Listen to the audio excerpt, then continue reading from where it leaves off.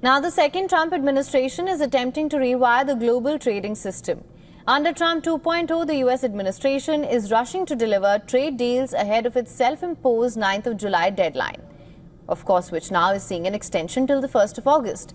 But will the deal struck by the White House last? Here's a report for more on this. It's hard to predict what trade policy will be this week. Will it be taco or Trump always chickens out all over again? Or will Trump go through with his threat this time around?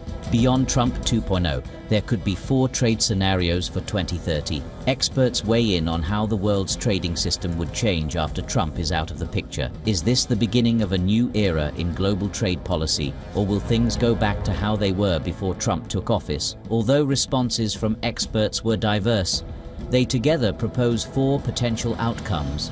Which one we end up with depends on 2 factors. The first is whether the US decides to maintain a more protectionist and isolationist posture, or whether it seeks to repair its trading relationships. The second is whether the rest of the world recommits to the global rules outlined by the World Trade Organization, or whether countries retreat into geopolitical blocs. In the first scenario, the US opts to re-engage and to remove trade barriers and recommits to following WTO rules.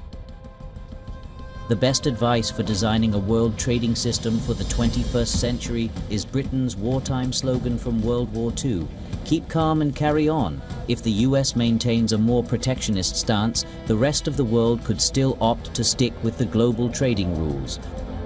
One expert sees global trade dividing into geopolitical blocs. If the US re-engages, that could mean a revitalized G7 leading trade negotiations. That is perhaps outside the WTO's backing and likely with particular attention to technology and to countering China.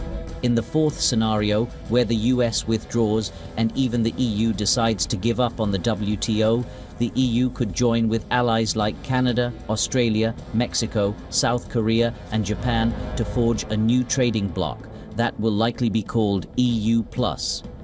In such a scenario, trade would flow easily within blocs but not between them. The EU+ would be rivaled by the similarly sized BRICS+ group. And then the third bloc would be the US, still a quarter of global GDP on its own. That scenario models the effects of regional trading blocs. The worst possible outcome is to have precisely 3 of those broken blocs instead of an interconnected global economy. Business Bureau, WION World is One.